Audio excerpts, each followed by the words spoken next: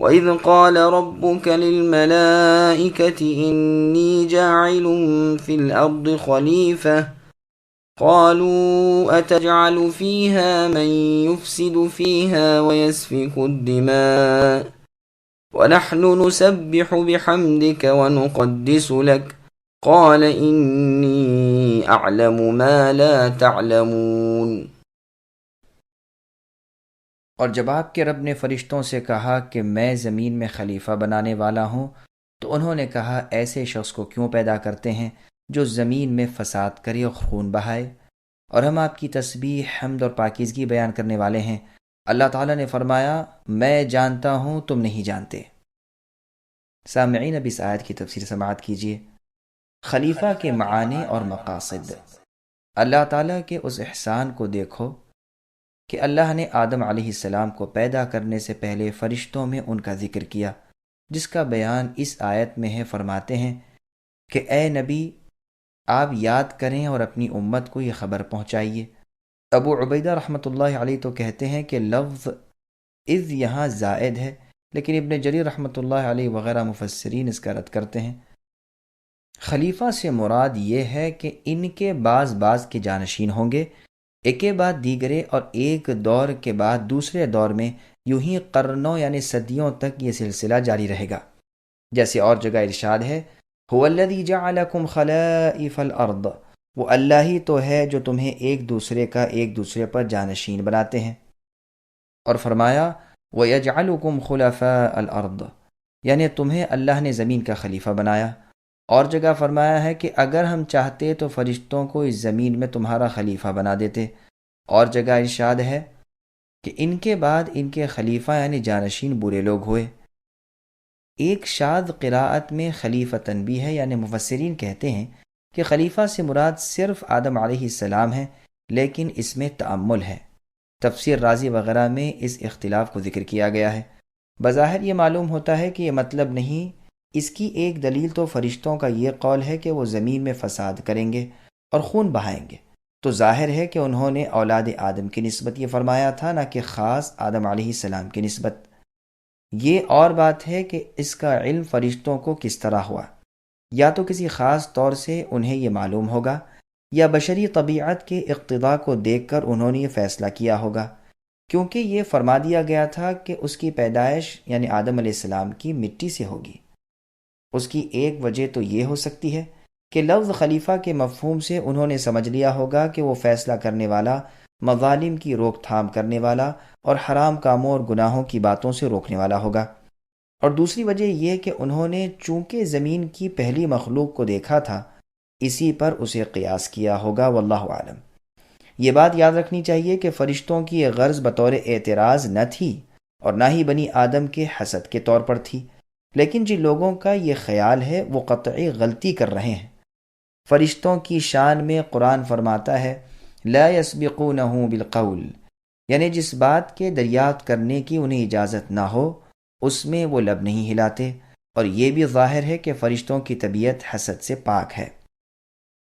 بلکہ صحیح مطلب یہ ہے کہ یہ سوال صرف اس حکمت کے معلوم کرنے اور اس راز کے ظاہر کرانے کے لیے تھا جو ان کی سمجھ سے بالاتر تھا۔ یہ تو جانتے تھے کہ اس مخلوق میں فسادی لوگ بھی ہوں گے، تو اب ادب کے ساتھ سوال کیا کہ پروردگار، ایسی مخلوق کے پیدا کرنے میں کون سی حکمت ہے؟ اگر عبادت مقصود ہے تو عبادت تو ہم کرتے ہی ہیں۔ تسبیح یعنی آپ کی پاکی بیان کرنے میں، اور تقدیس آپ کو انتہائی زیادہ پاک جتلانے میں، اور تحمید آپ کی تعریف کرنے میں ہر وقت ہماری زبانوں پر آپ کا ذکر رہتا ہے۔ پھر فساد وغیرہ سے پاک ہیں، تو پھر اور مخلوق جن میں فسادی اور خونی بھی ہوں گے کس مصلحت پر پیدا کی جا رہی ہیں؟ تو اللہ تعالیٰ نے ان کے سوال کا جواب دیا کہ باوجود اس فساد کے پھر بھی اسے جن مصلحتوں اور حکمتوں کی بنا پر میں پیدا کر رہا ہوں انہیں میں ہی جانتا ہوں، تمہارا علم ان تک نہیں پہنچ سکتا۔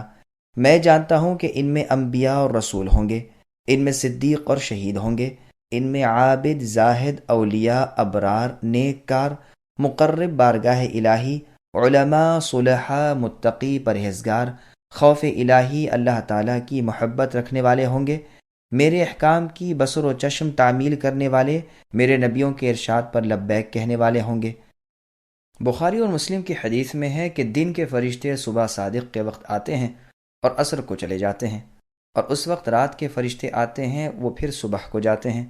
آنے والے جب آتے ہیں اس وقت اور جب جاتے ہیں صبح کی اور عصر کی نماز میں لوگوں کو پاتے ہیں، اور اللہ کے دربار میں پروردگار کے سوال کے جواب میں دونوں جماعتیں یہی کہتی ہیں کہ گئے تو نماز میں انہیں پایا اور آئے تو نماز میں چھوڑ کر آئے۔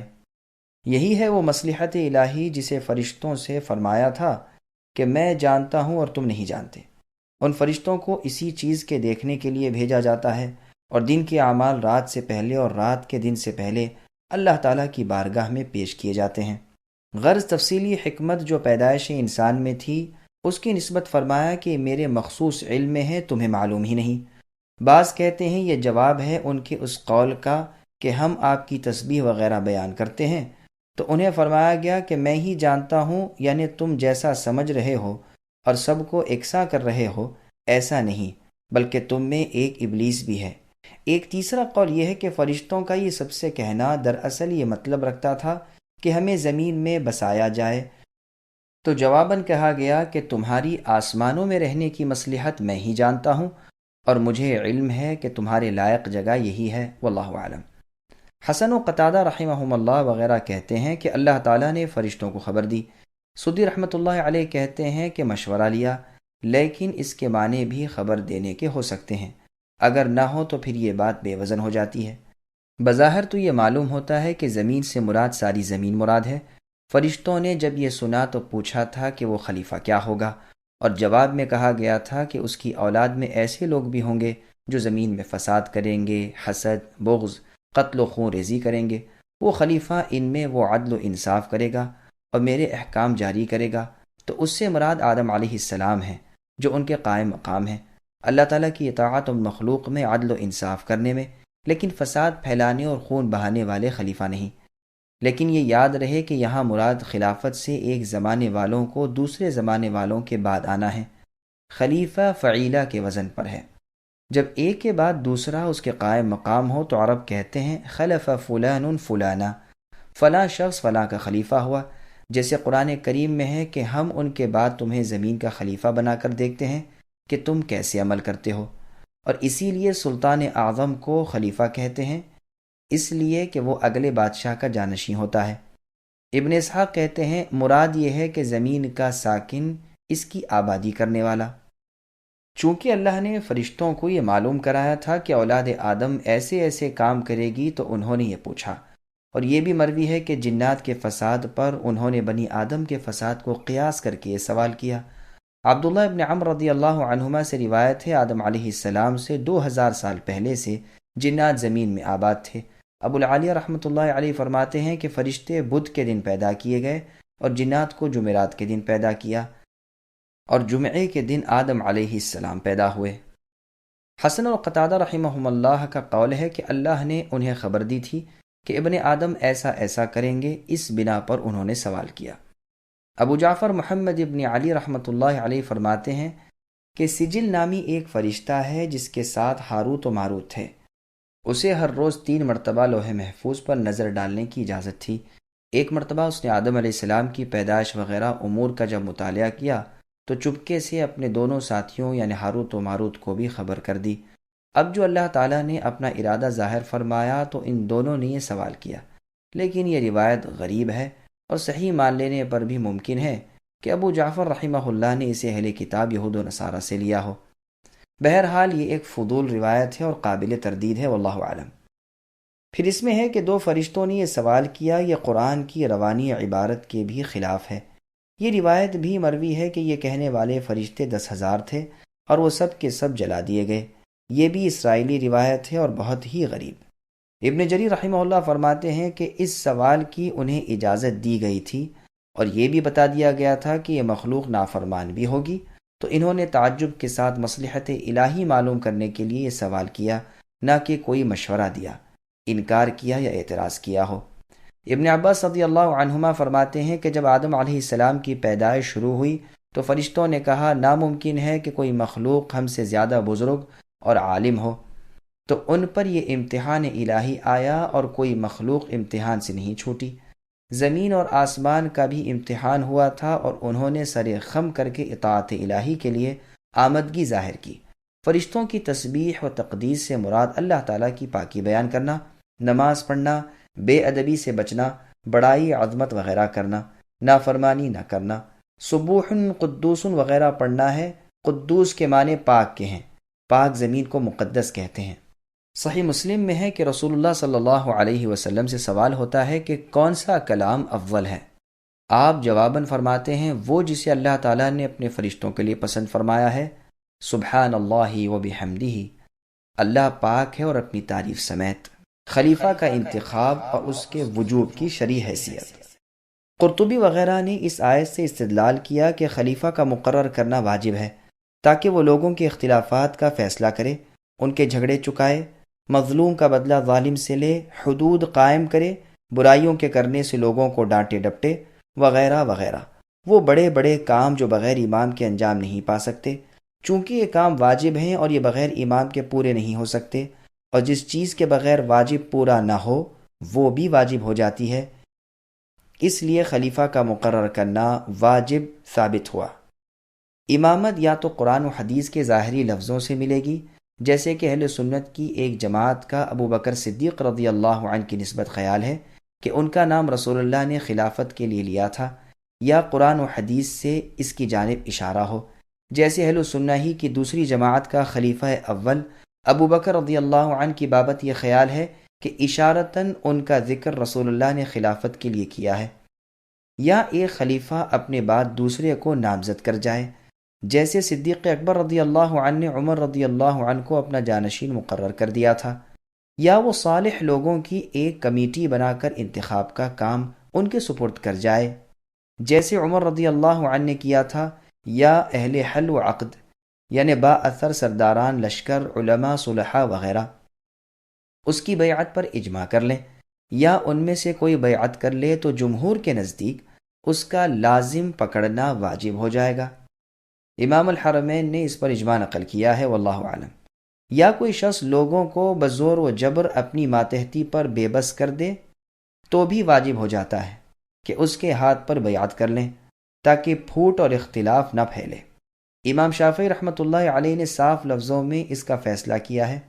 اس بیعت کے وقت گواہوں کی موجودگی کے واجب ہونے میں اختلاف ہے، بعض تو کہتے ہیں یہ شرط نہیں، بعض کہتے ہیں شرط اور 2 گواہ کافی ہیں۔ جبائی کا قول ہے بیعت کرنے والے اور جس کے ہاتھ پر بیعت ہوئی ہے ان دونوں کے علاوہ 4 گواہ اور چاہیے، جیسے کہ عمر رضی اللہ عنہ نے شورا کے 6 ارکان مقرر کیے تھے، پھر انہوں نے عبد الرحمن بن عوف رضی اللہ عنہ کو اختیار دیا اور آپ نے عثمان رضی اللہ عنہ کے ہاتھ پر باقی 4 کی موجودگی میں بیعت کی۔ اس استدلال میں کلام ہے، واللہ اعلم۔ امام کا مرد ہونا، آزاد ہونا، بالغ ہونا، عقل مند ہونا، مسلمان ہونا، عادل ہونا، مجتہد ہونا، آنکھوں والا ہونا، صحیح سالم اعضاء والا ہونا، فنون جنگ سے اور رائے سے خبردار ہونا، قریشی ہونا واجب ہے اور یہی صحیح ہے۔ ہاں، ہاشمی ہونا اور خطا سے معصوم ہونا شرط نہیں۔ یہ دونوں شرطیں کٹر رافضی لگاتے ہیں۔ امام اگر فاسق ہو جائے تو اسے معزول کر دینا چاہیے یا نہیں، اس میں اختلاف ہے، اور صحیح بات یہ ہے کہ معزول نہ کیا جائے، کیونکہ حدیث میں آ چکا ہے کہ جب تک ایسا کھلا کفر نہ دیکھ لو جس کے کفر ہونے کی ظاہر دلیل اللہ کی طرف سے تمہارے پاس ہو، جیسا کہ یہ حدیث بخاری میں ہے۔ اسی طرح امام خود اپنے آپ معزول ہو سکتا ہے یا نہیں، اس میں بھی اختلاف ہے۔ حسن بن علی رضی اللہ عنہ خود بخود آپ ہی معزول ہو گئے تھے اور امر امامت معاویہ بن ابی سفیان رضی اللہ عنہما کو سونپ دیا تھا، لیکن یہ عذر کے باعث تھا جس پر ان کی تعریف کی گئی ہے۔ روئے زمین پر ایک سے زیادہ امام ایک وقت میں نہیں ہو سکتے۔ رسول اللہ کا فرمان ہے کہ جب تمہارا کام جمع ہو اور کوئی آ کر تم میں جدائی ڈالنی چاہے تو اسے قتل کر دو، خواہ وہ کوئی بھی ہو۔ یہ حدیث بھی مسلم اور ابو داؤد وغیرہ میں ہے۔ جمہور کا یہی مذہب ہے اور بہت سے بزرگوں نے اس پر اجماع نقل کیا ہے، جن میں سے ایک امام الحرمین ہے۔ کرامیہ یعنی شیعہ کا قول ہے کہ 2 اور زیادہ بھی ایک وقت میں امام ہو سکتے ہیں، جیسے کہ علی اور معاویہ رضی اللہ عنہما دونوں اطاعت کے لائق تھے۔ یہ گروہ کہتا ہے کہ جب ایک وقت میں دو دو اور زیادہ نبیوں کا ہونا جائز ہے تو اماموں کا ہونا جائز کیوں نہ ہو؟ نبوت کا مرتبہ تو یقیناً امامت کے مرتبے سے بہت زیادہ ہے۔ لیکن صحیح مسلم والی حدیث ابھی آپ سن چکے ہیں کہ دوسرے کو قتل کر ڈالو، اس لیے صحیح مذہب وہی ہے جو پہلے بیان ہوا۔ امام الحرمین نے استاد ابو اسحاق سے بھی حکایت کی ہے، وہ دو اور زیادہ اماموں کا مقرر کرنا اس وقت جائز جانتے ہیں جب مسلمانوں کی سلطنت بہت بڑی وسیع ہو اور چوطرف پھیلی ہوئی ہو اور دو اماموں کے درمیان کئی ملکوں کا فاصلہ ہو۔ امام الحرمین اس میں تردد میں ہیں۔ خلفاء بنی عباس کا عراق میں اور خلفاء بنی فاطمہ کا مصر میں اور خاندان بنو امیہ کا مغرب میں میرے خیال سے ہی حال تھا۔ اس کی بسط و تفصیل انشاءاللہ کتاب الاحکام کی کسی مناسب جگہ ہم کر دیں گے۔